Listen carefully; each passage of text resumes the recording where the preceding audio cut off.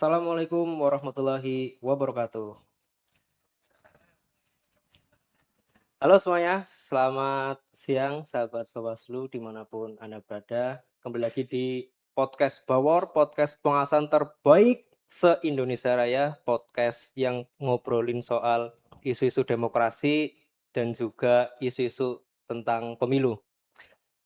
Sahabat Bawaslu, dimanapun Anda berada, kembali lagi bersama saya Aziz sebagai host Bawor kali ini. Dan pada kesempatan podcast hari ini ada sesuatu yang sangat menarik. Karena apa? Karena kita punya tema yang cukup menarik juga untuk kita bahas bersama-sama. Sahabat Bawaslu, kalau kita ngomongin demokrasi itu ada satu kata kunci yang menarik yaitu inklusif. Sahabat Bawaslu. Inklusif itu apa? Inklusif adalah bagaimana pemilu itu atau demokrasi itu bisa ramah bagi siapa saja, tanpa memandang latar belakang, suku, ras, agama, termasuk teman-teman penghayat kepercayaan. Nah, tema kali ini sangat menarik, yaitu demokrasi inklusif menjamin kesetaraan hak politik bagi penghayat kepercayaan. Nah, bersama kita di studio Bawor ini ada dua serikandi hebat yang akan menemani kita untuk membahas dan mengupas tuntas tema kita pada siang hari ini. Pertama ada Dr. Wiwik Novianti Esos MIKOM. Selamat siang Ibu. Selamat siang Mas Aziz. Sehat Ibu? Alhamdulillah. Alhamdulillah. Sehat semangat nih. Alhamdulillah. Beliau adalah akademisi VC Bunsut. Beliau juga salah satu pakar komunikasi dan beliau juga punya riset yang cukup mendalam terkait penghayat kepercayaan di Kabupaten Banyumas. Kemudian narasumber kedua kita seorang tokoh perempuan juga yang tentu beliau merepresentasikan kelompok atau komunitas ini. Beliau adalah Ibu Retno Marhaini Arum Widayati. Selamat siang Ibu. Selamat siang. Sehat Ibu? Pangestu. Alhamdulillah. Baik, sahabat Bawor semuanya. Pertama saya ingin bertanya dulu ini ke Bu Wiwik soal penghayat kepercayaan. Karena kan Bu Wiwik ini pernah melakukan penelitian soal penghayat kepercayaan di Kabupaten Banyumas ya Bu. Nah, boleh di-share kepada sahabat Bawaslu ini sebenarnya secara umum potret keberadaan penghayat kepercayaan di Kabupaten Banyumas seperti apa? Lalu kira-kira dinamika penghayat kepercayaan ini seperti apa Bu hasil penelitian Ibu? Ya baik, terima kasih Mas Aziz ya. Jadi sebelumnya saya mengucapkan terima kasih karena udah diundang di podcast Bawor ini ya luar biasa gitu. Ini terkait dengan penelitian saya, memang beberapa tahun terakhir ini saya meneliti tentang penghayat kepercayaan di Banyumas dan juga di Sulawesi Utara, khususnya di Banyumas ini. eh, Ternyata kan memang Banyumas itu merupakan kabupaten dengan jumlah organisasi penghayat dan jumlah penghayat kepercayaan itu kedua tertinggi kalau nggak salah di Jawa Tengah ya. Jadi kita di sini melihat bahwa ternyata banyak ya gitu. Yang tadinya saya nggak tahu tuh Mas Mhm. sebenarnya ada penghayat di Banyumas. Tapi kemudian ketika salah satu mahasiswa saya dari penghayat, oh ada penghayat dan menariknya lagi di sini ada komunitasnya yang masih hidup begitu, Mhm. masih aktif, masih Mhm. berorganisasi gitu. Tapi semakin ke sini jumlah penghayat kepercayaan itu semakin menurun gitu. Makanya saya waktu itu meneliti regenerasi Mhm. kepercayaan, regenerasi penghayat kepercayaan di Banyumas gitu. Jadi yang tadinya itu organisasi penghayat kepercayaan kalau dibaca di websitenya MLKI Mhm. Banyumas itu ada 25 institusi, 25 paguyuban ya. Tapi ternyata sampai sekarang ini yang bertahan itu ya kurang dari 10 organisasi gitu. Dan kemudian juga dari riset saya menunjukkan bahwa rakyat itu kebanyakan sepuh. Oh. Itu rakyat itu kebanyakan sepuh Mhm. gitu. Anak-anak mudanya itu jarang yang kemudian mengaku penghayat meskipun dari, keluarga penghayat, begitu. Itulah yang kemudian membuat saya, ingin meneliti ini gitu. Mhm. Dan ternyata dari riset saya memang, menunjukkan bahwa ya karena tekanan yang dihadapi oleh penghayat ini kan selama bertahun-tahun, bahkan puluhan tahun begitu, sehingga kemudian membuat, orang tua di Banyumas juga, eee, ini ya, Mhm. tidak merekomendasikan Mhm. anak-anaknya untuk jadi penghayat gitu. Itulah, problem utamanya gitu. Jadi, banyak sekali tantangan yang dihadapi oleh, penghayat kepercayaan ini, khususnya di Banyumas. Oke, baik. Nah, saya ingin tanya ke Bu Retno nih, mengkonfirmasi bahwa kalau dari apa, tadi cerita Bu Wiwik memang Banyumas berarti menjadi salah satu basis penghayat ya, yang salah satu terbanyak ya, kedua ya, di Iya, Jawa Tengah. Nah, berarti secara akar sejarah memang Banyumas punya punya apa ya, ya garis sejarah terkait penghayat ya. Nah, sebagai salah satu tokoh penghayat di Banyumas, Bu Retno, saya ingin tanya gimana sih rasanya kemudian berinteraksi sehari-hari dengan masyarakat umum sebagai pegiat penghayat begitu? Apakah sudah diterima dengan baik atau mungkin masih ada apa mungkin pikiran-pikiran yang tidak apa ya, yang mungkin kurang pas dari orang-orang kepada para penghayat? Bagaimana, Bu? Nggih, matur nuwun nggih, Mas Nggih, Ajis, saya bahasanya campur-campur aja nggih, ya, mboten napa-napa. sokan kenalen soalnya. Jadi gini, kalau saya pribadi, melihat sedulur-sedulur yang bukan penghayat ke saya Mhm. secara pribadi, kayaknya ya nggak ada masalah, nggak Mhm. ada menjadi berbeda atau gimana, nggak ada. Di lingkungan, desa maupun di keluar Mhm. lagi gitu, kayaknya ya sama aja kayak kayak ke yang lain gitu. Mhm. Kalau saya ngerasainnya gitu. Kemudian ketika tadi, apa, sedikit ya, ini yang Bu Wiwik tadi sampaikan gitu, untuk kelompok-kelompok itu yang tadinya sekian turun jadi sekian gitu. Mungkin, eee, karena ada kadang kalau ikut kelompok-kelompok itu kan mungkin ada, apa, aturan yang mungkin terlalu baku atau gimana ya, mungkin. Jadi, mending kayak saya gitu. Mhm. Saya nggak ikut kelompok manapun, Mhm. tapi saya penghayat. Secara, apa, Laku. perilaku hidup saya penghayat kepercayaan terhadap Tuhan Yang Maha Esa, gitu, secara perilaku. Tapi saya tidak ikut kelompok Mhm. manapun, gitu. Dan saya menyatakan diri itu. Dan ya sekali lagi, apa, mungkin misalnya, pandangan orang-orang gitu terhadap para pelaku penghayat, kayaknya enggak sih, Enggak ya? kayaknya asik-asik aja Mhm. gitu, Mhm. kayaknya biasa aja gitu kalau saya ngerasain kayak gitu, Yang bahwa yang ke Ibu ya? ke Mhm. saya. Terus cuma ini aja, saya pernah denger, Mhm. itu cerita dari temen, nggak perlu saya sebutin Nggih. namanya gitu. Istri temen saya itu, ikut tes suatu apa sih, mau daftar kerjaan. Mhm.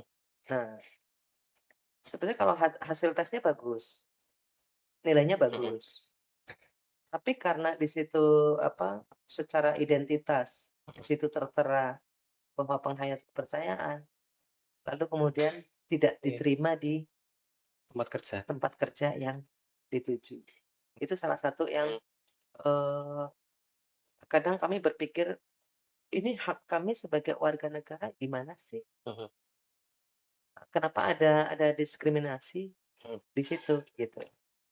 Eee, Mungkin dulu-dulu orang nggak ini, apa, nggak terlalu memikirkan itu. Mungkin karena takut atau gimana gitu. Tapi apa mau takut terus? Mhm. Kalau takut terus entar gimana? Kita punya punya hak, kita punya kebebasan untuk memilih kan, gitu. Apalagi secara di putusan MK juga kan sudah ini, bahwa, di luar agama yang sudah sebelumnya diakui oleh negara, kami juga sudah diakui Mhm, gitu di identitas identitas gitu. ya. Lalu Oke oke. bedanya apa? Ketika sudah diakui tapi terus masih ada ya perlakuan seperti Mhm, itu gitu. Itu pengalaman dari teman saya. Mas Kira-kira gitu Mas Aziz. oke. Berarti menarik ya, Bu, ya, bahwa ada nih jembatan antara teori dan realitas yang sempat dialami oleh Bu Retno. Nah, nyambung dari tadi ceritanya Bu Retno, Bu Wiwik, dari hasil penelitian apakah memang masih ada stigma atau tantangan sosial bagi para penganut penghayat di Banyumas?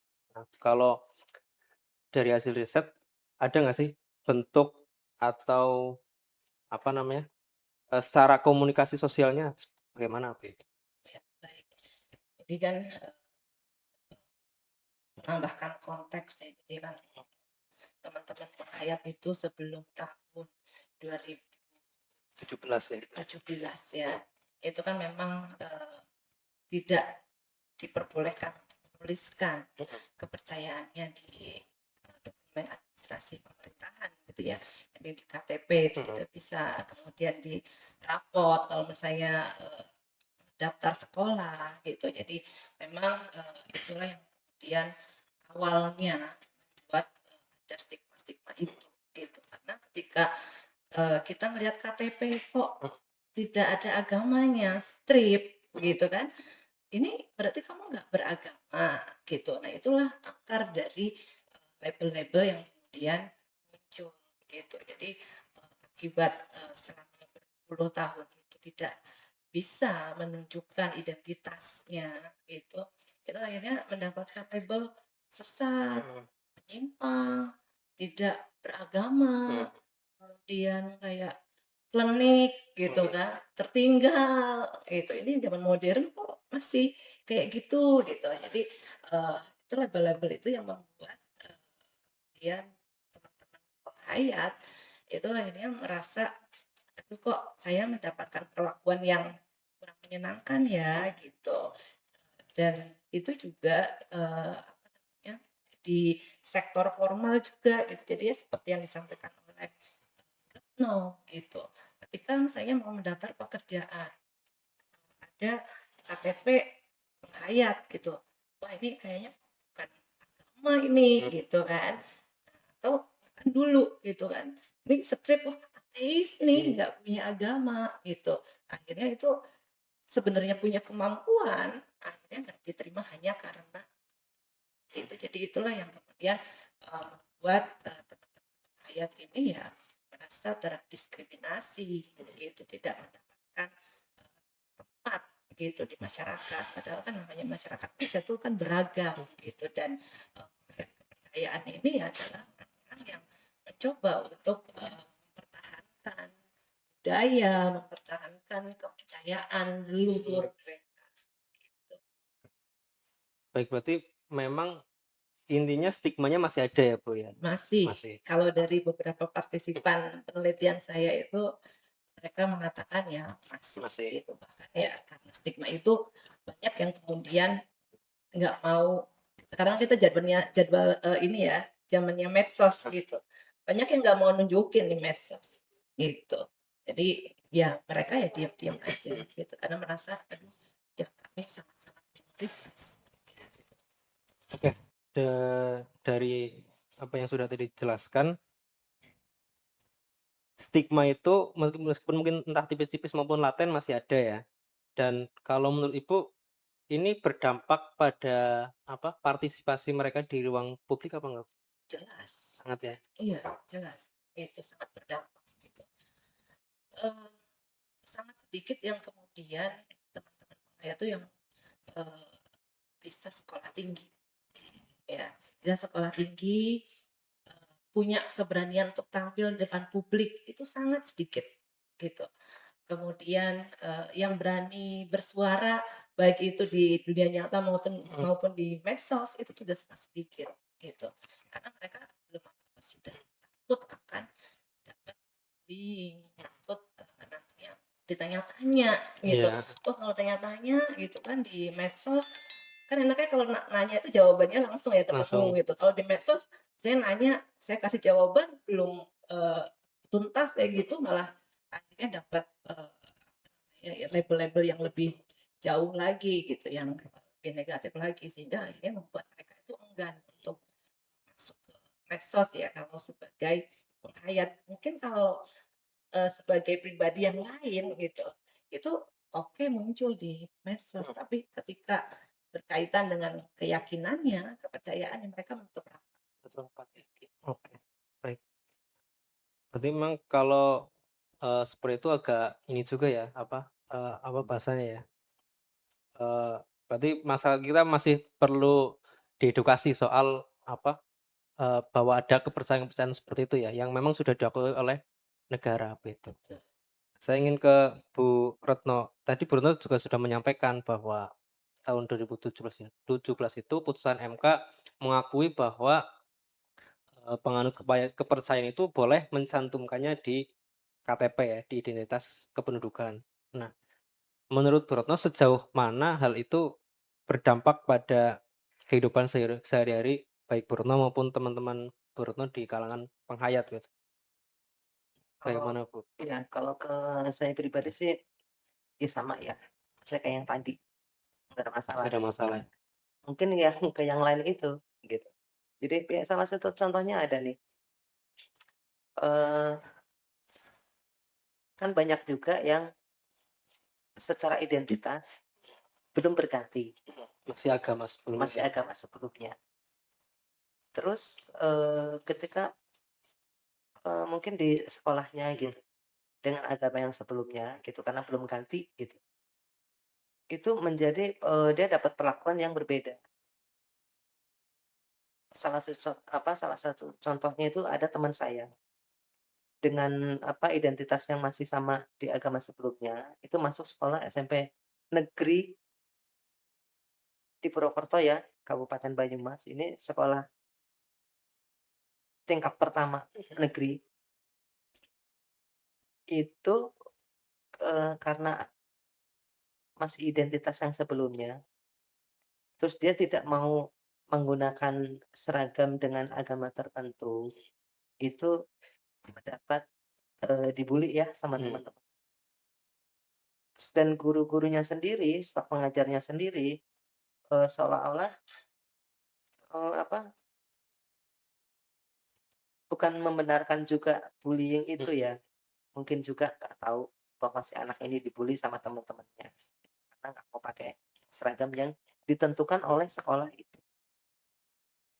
Dan ini mohon maaf kalau sekolah negeri ya jangan terlalu kebangetan untuk kaitan dengan seragam. Kalau seragam mungkin atas putih, bawahnya biru, atau atas putih, bawahnya abu-abu, itu masih oke. Mhm, Tapi ketika diharuskan dengan, agama mayoritas, mhm, itu menurut saya itu, menjadi tidak efektif, tidak bijak, mhm, sementara untuk membangun karakter, itu bukan dari pakaian yang kita kenakan, tapi justru dari, apa ya, bahasanya saya, nyontek bahasa asing aja lah, mhm, akhlak yang baik, gitu. Dan itu tidak dari pakaian kalau menurut saya, tidak dari pakaian yang menempel, tapi, lebih dari hati, mhm. gitu. Jadi, ini sedikit sih untuk, yang sekolah-sekolah negeri gitu. Maksudnya jangan kebangetan lah kalau bikin Nah, aturan, mhm, kecuali ya yang swasta iya agama sekolah swasta tertentu ya, gitu, itu silakan mhm, aja gitu. Tapi kalau negeri, enggak lah, mhm, nggak pas kalau ada oke, sistem seperti itu. Nah itu kaitannya dengan, baru anak-anaknya yang di sekolah. Lalu kemudian, mau ngelamar kerjaan apa gitu, ketika ternyata, oh ini di identitas, yang sah di KTP itu ternyata ini kepercayaan, lalu kemudian walaupun secara nilai misalnya ujian mhm, gitu, bagus, tapi bagus, kok nggak bisa masuk eee, hanya karena itu gitu. mhm,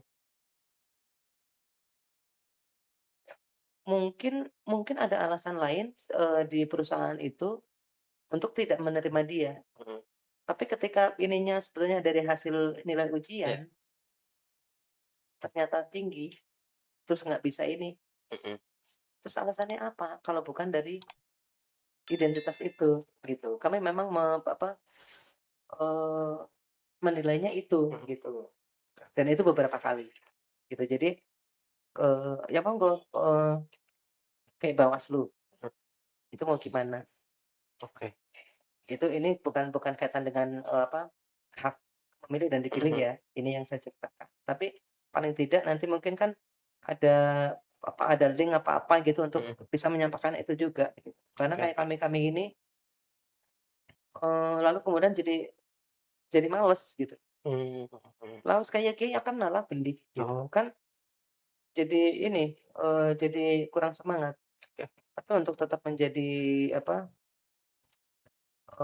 penghayat Mhm kepercayaan terhadap Tuhan Yang Maha Esa, ya kami tetap jalan. mhm. Walaupun banyak juga ya, yang seperti Bu Wiwik sampaikan itu yang masih ngumpet-ngumpet karena apa, mok orang batire, mok ora dijagi kaya kiye, mok Oh, iya. ora duwe pegawean dan lain Mhm sebagainya itu masih mhm mhm. banyak. Oke oke oke. Kalau saya sih nggak ini ya, asik aja, Mhm mhm. saya Oke. tetap tunjukin, "Nyong ya kayak gie," Oke oke.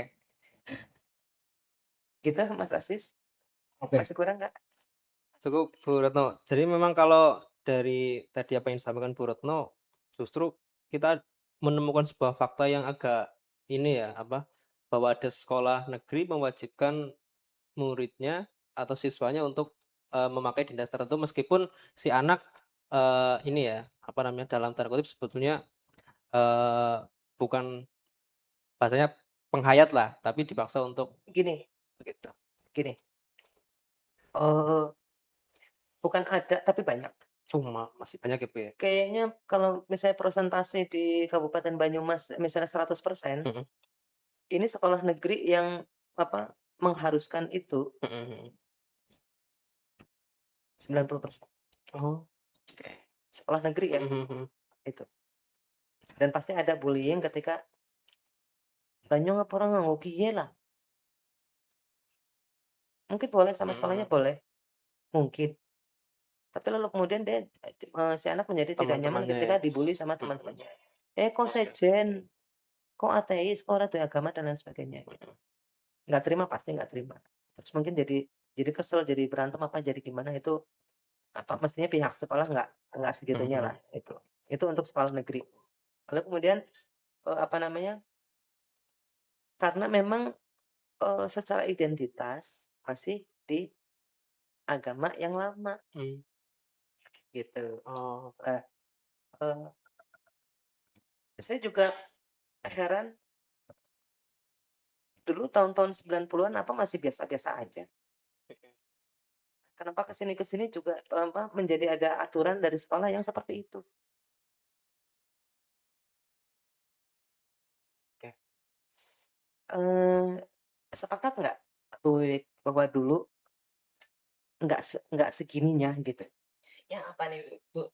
Masalah Oh, sekolah betul negeri, betul. seragam yang masalah aturan mengharuskan seragam iya, dengan atribut keagamaan atribut tertentu. iya, Iya, jadi ada beberapa, sekolah ya, yang kemudian memang, hari apa gitu kan, harus Mmm, pakai, apa gitu kan. Nah, sayangnya kan ya tadi ya, kita itu nggak mendapatkan data memang, yang real, penghayat itu, gitu.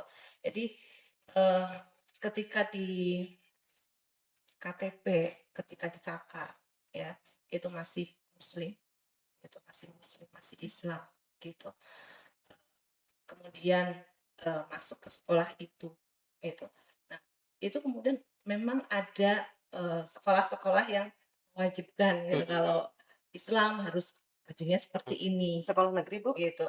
Nah, saya kurang paham negeri atau Iya swastanya iya, karena itu negeri banget, ya, negeri atau swastanya, 90%. eee, karena kalau saya belum pernah menemui, terus terang saja, Mhm gitu. mhm.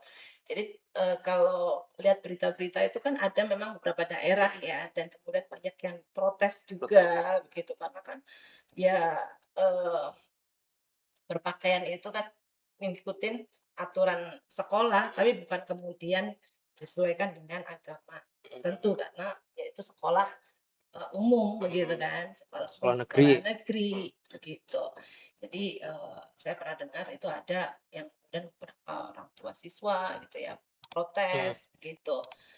Jadi, memang kalau untuk sekolah-sekolah ya, itu ya sebaiknya memang harus melihat aturan-aturannya mhm, kembali begitu, yang kira-kira bisa berpotensi untuk merusak harmoni itu mhm, yang mana begitu kan.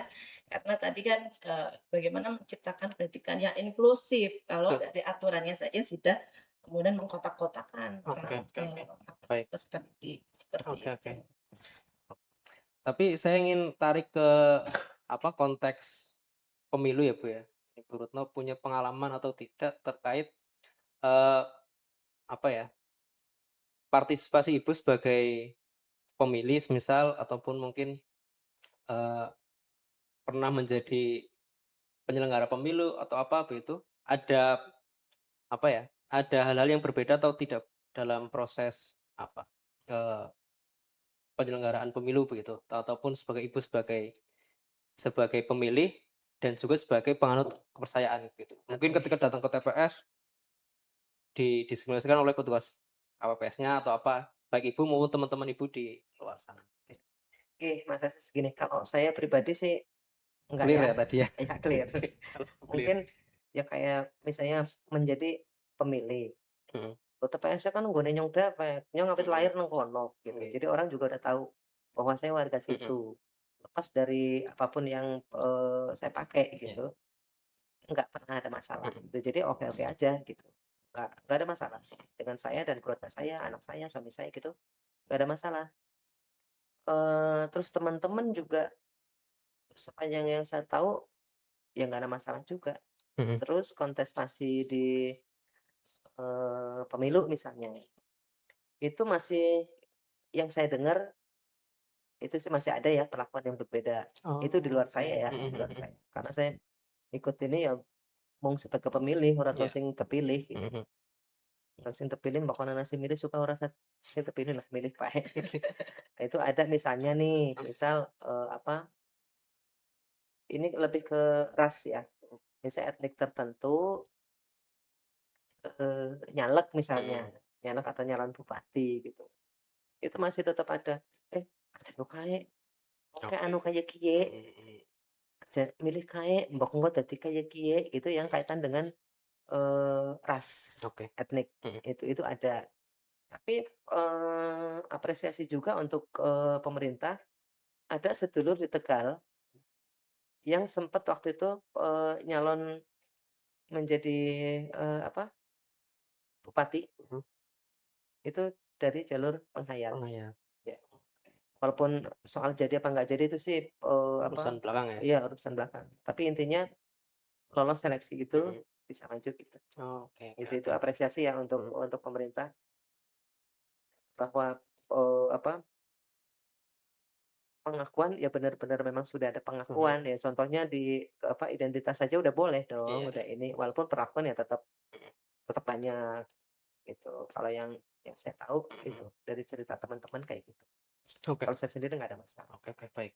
Berarti secara apa ya, partisipasi pemilu apa dalam demokrasi, penghayat ini kalau dalam pengakuan negara sudah clear ya, Bu, ya. Memang yang masih menjadi PR kita adalah bagaimana perilaku lingkungan kita ya, Betul, masyarakat sekitar kita, betul, untuk bagaimana juga bisa memahami dan kemudian juga apa ya, tahu bahwa memang ada kebiasaan-kebiasaan yang berbeda dengan, sebagian mayoritas begitu kan, dan itu juga harus kita sebagai masyarakat juga harus bisa menghargai itu begitu kan.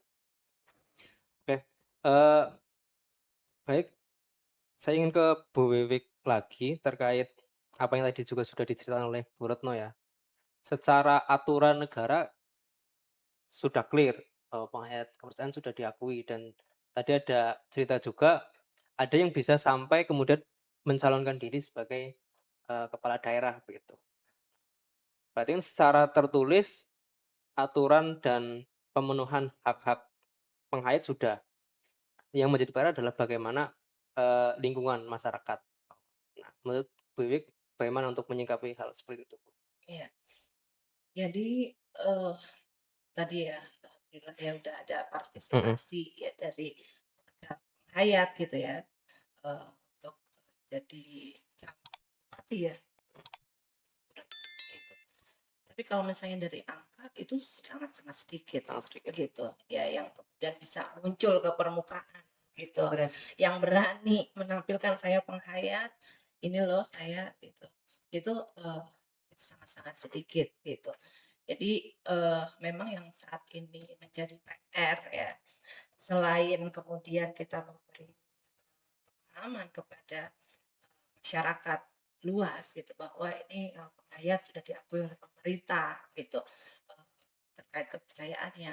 Itu juga, yang sangat penting adalah meningkatkan kapasitas teman-teman penghayat sendiri gitu. Karena yang tadi saya sampaikan, beberapa puluh tahun, mereka hidup gitu kan, ibaratnya di bawah tanah gitu. Banyak yang kemudian tidak mengenyam pendidikan begitu. Dan, itu kalau menurut saya yang namanya pendidikan itu kan kunci utama ya, supaya kita itu mau berpartisipasi dalam kegiatan masyarakat gitu.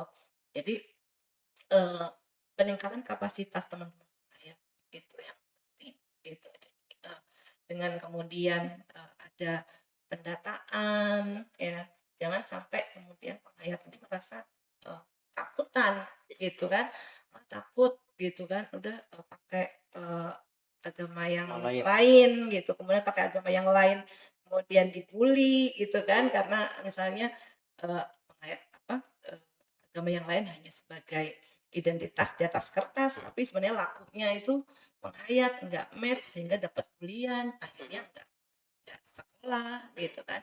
Nah itu yang, jangan sampai itu terjadi lagi gitu.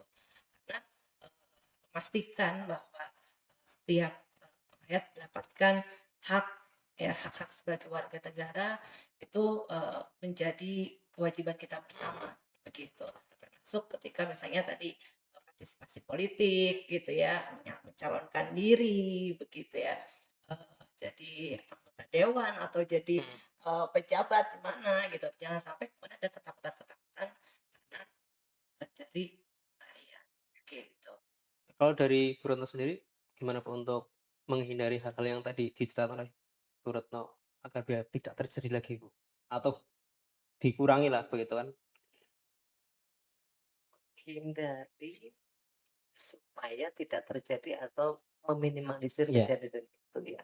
Apa ya, sebenarnya, mungkin perlu, apa ya, dari yang atas-atas gitu perlu apa, ada edukasi atau sering-sering dibikin apa mungkin forum apa yang untuk bisa apa, dilakukan Mhm. bersama-sama gitu. Pokoknya, kayak pengakuan yang bukan hanya tertulis lah gitu. Bukan hanya tertulis tapi Tersosialisasikan secara juga ya? iya, secara nyata ya dilakukan Mhm mhm. juga gitu loh. Orang mau oke diakui, tapi mau ngomong tok, gitu. Jadi kayak apa, jadi sering nih kayak ketika misalnya ada kegiatan-kegiatan yang, sebetulnya ini tradisi tradisi leluhur, Mhm. udah dari dulu dilakukan. Ndedonga bareng, maksudnya berdoa bersama-sama.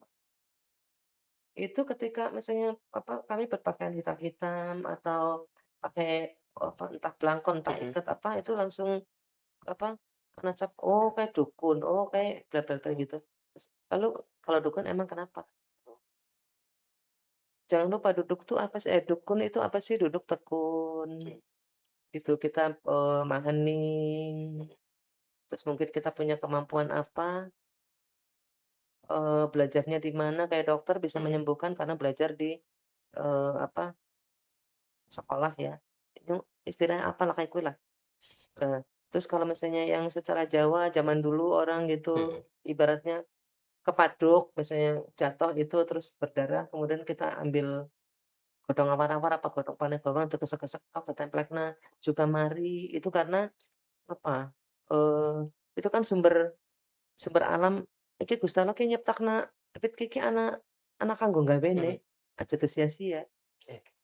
Belajar dari situ kami tuh tetap belajar, dari alam kami belajar, Mhm. ini kegunaannya untuk apa, oh kalau misalnya nggak tahu ini untuk apa? Oh coba kira-kira Mhm. kayaknya ini untuk ini, gitu. Misalnya kayak daun serai gitu, Mhm. udah kami cara kesek-kesek, diiniin, oh jadi nggak digigit nyamuk, yang kayak gitu-gitu itu sebenarnya mungkin sepele, Oke. tapi nggak sepele juga, gitu. Jadi kami juga tetap belajar gitu. Terus tadi saya sampai lupa nih pertanyaannya untuk mengurangi apa nih?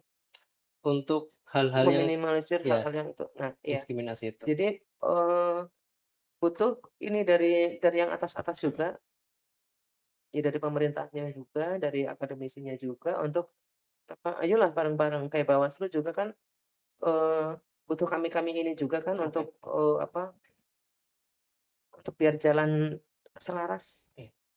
terus biar nggak ada inilah, nggak ada crash gitu, nggak ada ini. Ayolah bareng-bareng, apa, jangan ada lagi perlakuan, "Oh singkir kayak kieu, singkir kayak kieu," gitu. Jadi, ya ini kesetaraan itu.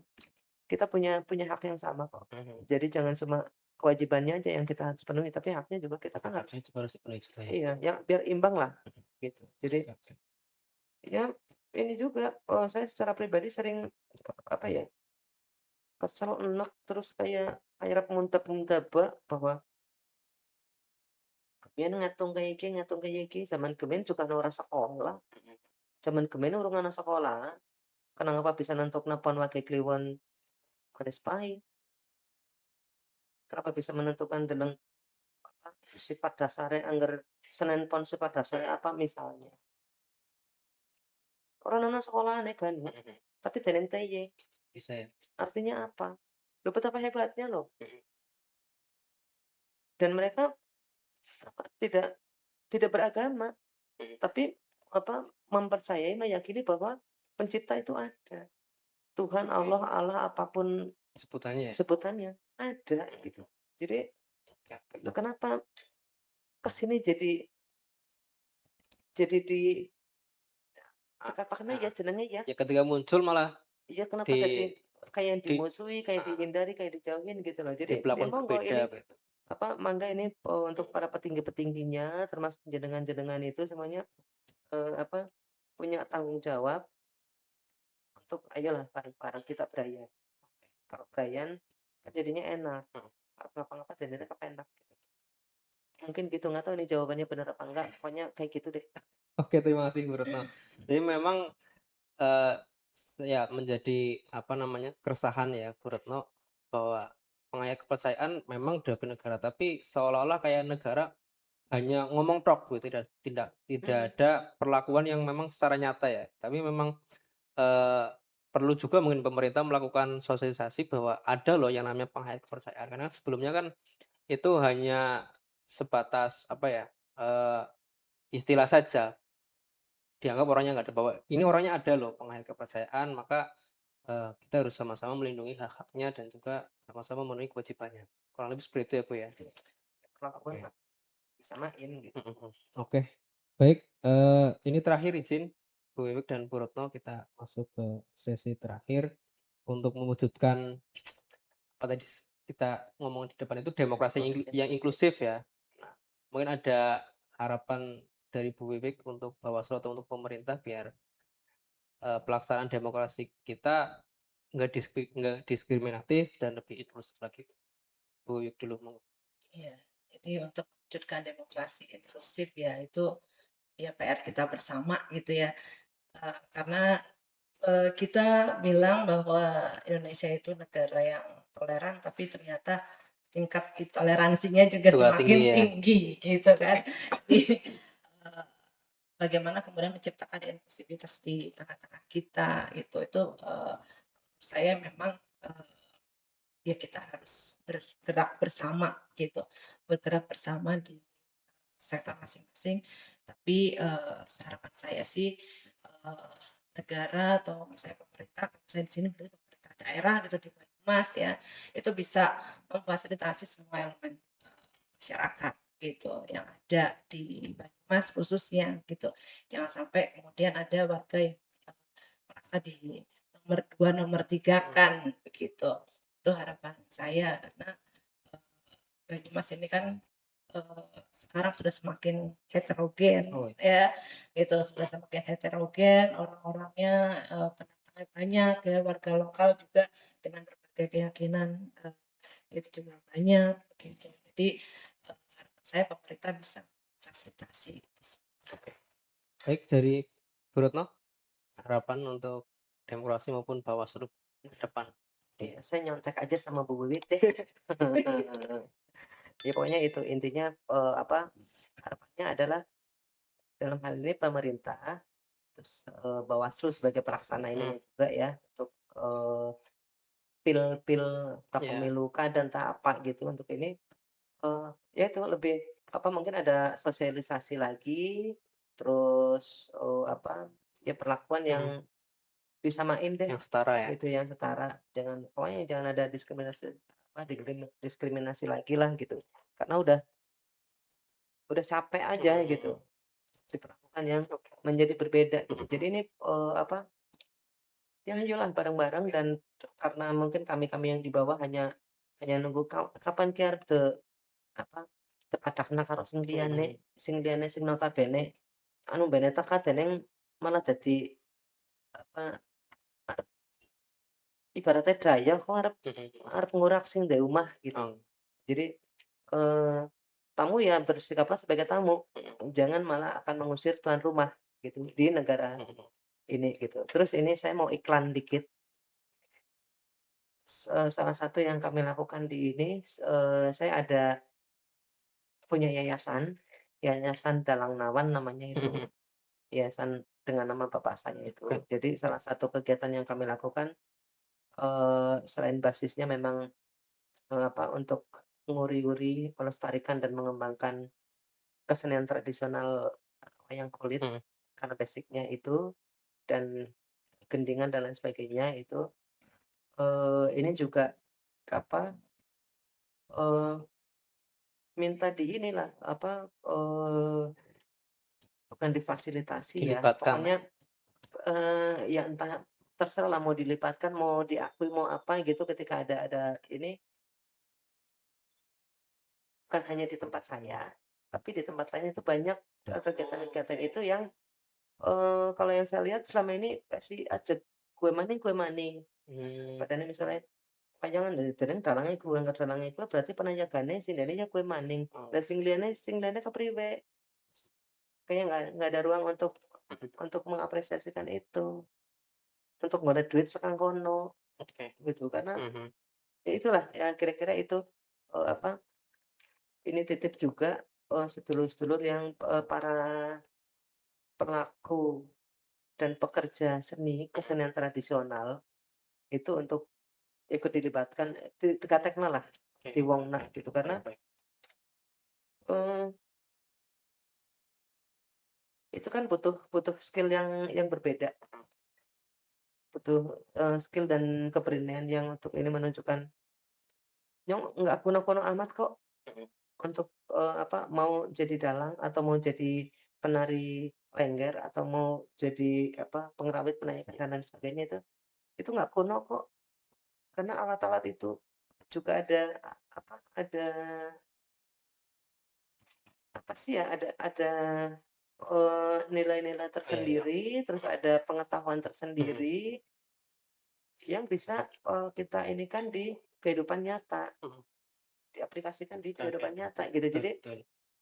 apa, ya rata lah, Mhm, bukan hanya, apa, sebagai penghayat ini pengen disamaratakan, tapi juga saya titip juga ini di forum ini barangkali banyak yang denger atau melihat gitu, untuk sedulur-sedulur para pelaku dan pekerja seni kesenian tradisional juga, apa, diperhatikan yang rata, mhm, aja kue maning, dia lagi gitu, terus yang lain gimana gitu, mhm, yang pada di pinggir-pinggiran gitu, gimana mereka akan, apa, akan berkreasi, mhm. gimana mereka akan maju ketika nggak dikasih ruang.